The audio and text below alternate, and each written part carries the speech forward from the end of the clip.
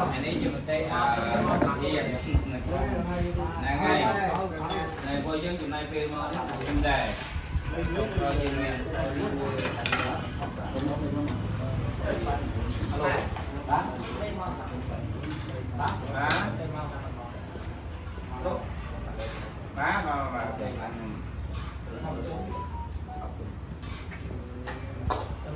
chọn đấy chọn còn phải nhà bạn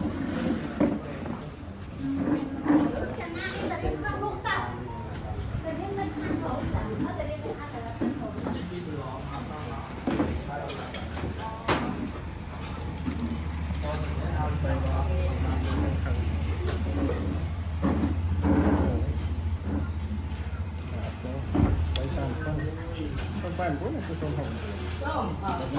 bạn muốn bay sang đó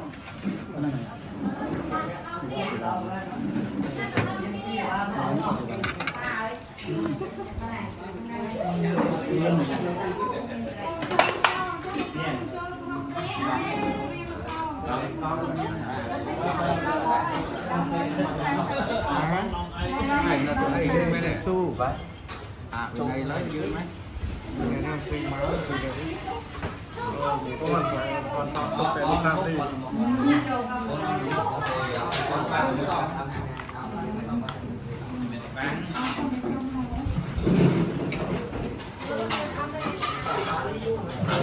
bạn châu group xe bên kia lại đó này chọn đó là không với cái này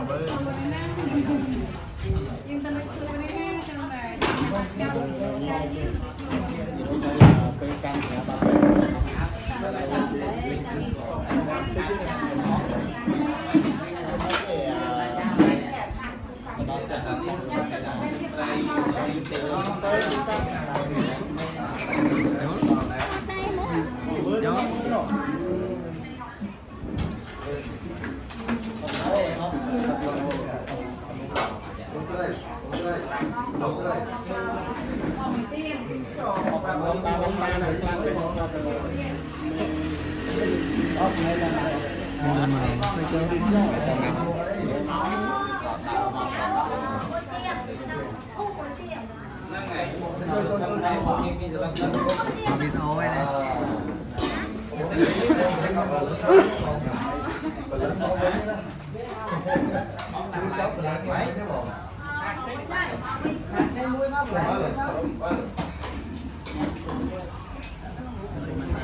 và chẳng sai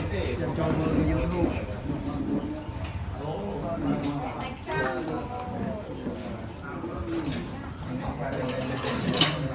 không là cái bom hối bao một cây mà nó biết nó sai làm gì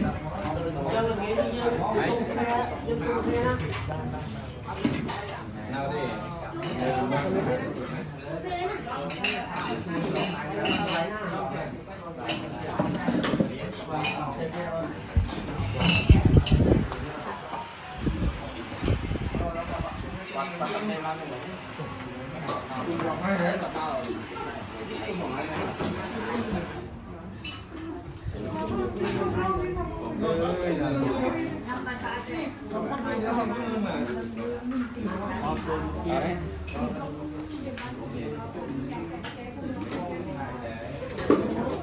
than thơ video mán cho chiếc mặt có thể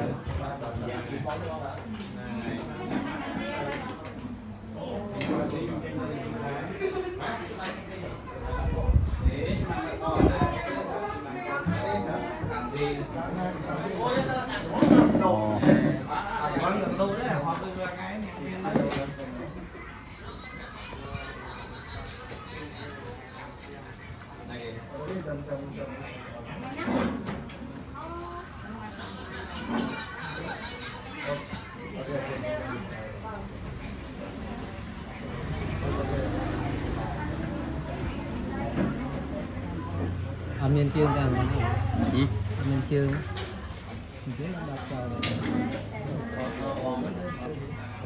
toàn bật thêm bán toàn bật phóng ở đây thuộc cũng đậm tí rồi bật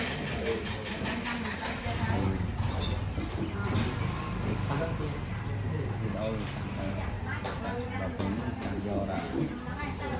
cắt vô cái lá plum plum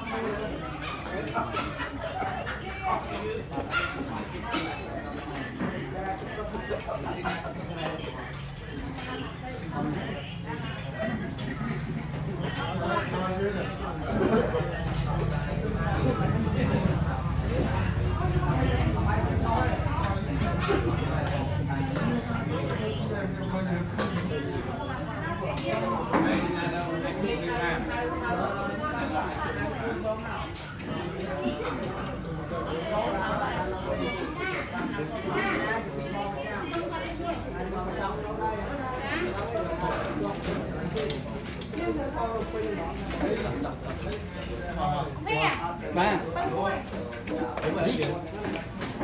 còn ai nữa bán đây video có tấm nào chậm lại chậm còn cạnh nhà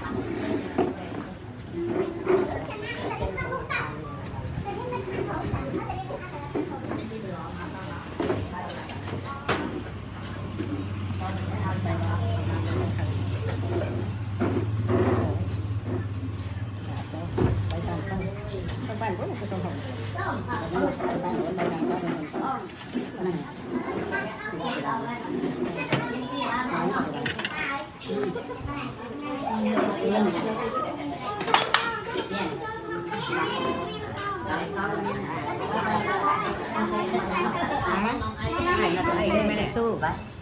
tụi này lấy dữ mấy này đang phim máu thì được có mình phải con phải đi sang đi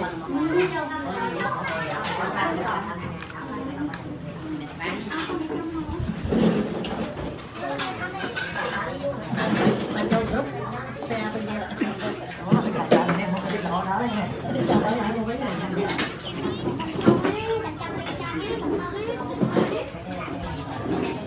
đấy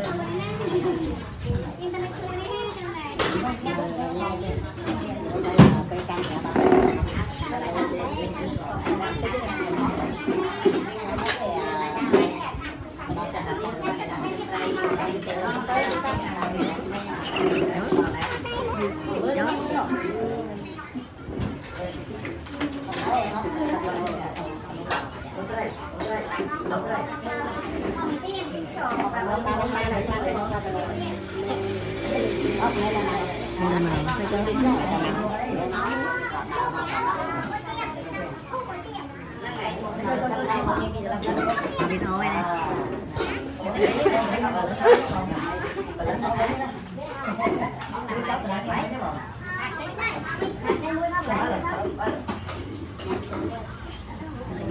này chẳng sai cho người yêu luôn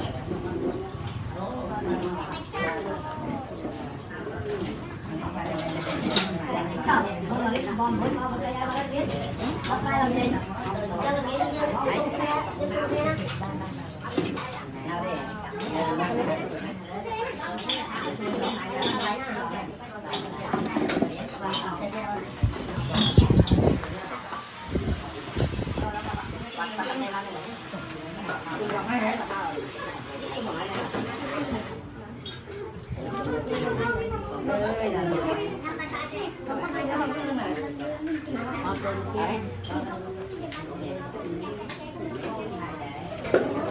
Hàn thơ video mà anh cho chút mặt cái này.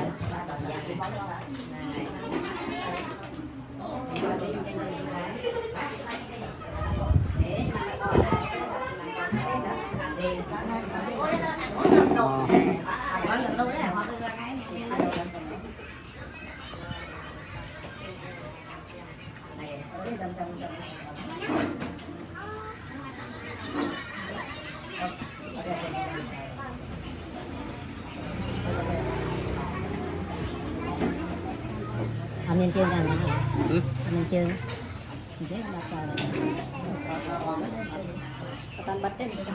Hả? Ở đây rồi cũng đồng tí à? Bạch.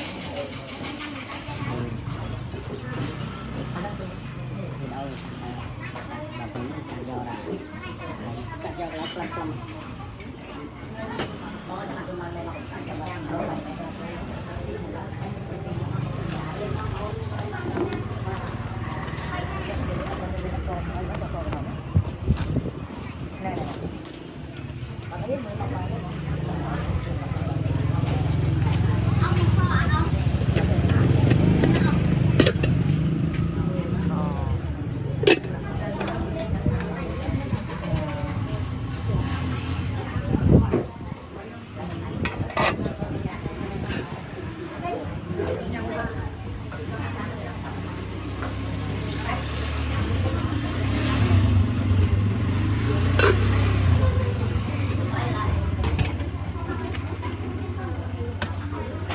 Ghiền Mì Gõ để không bỏ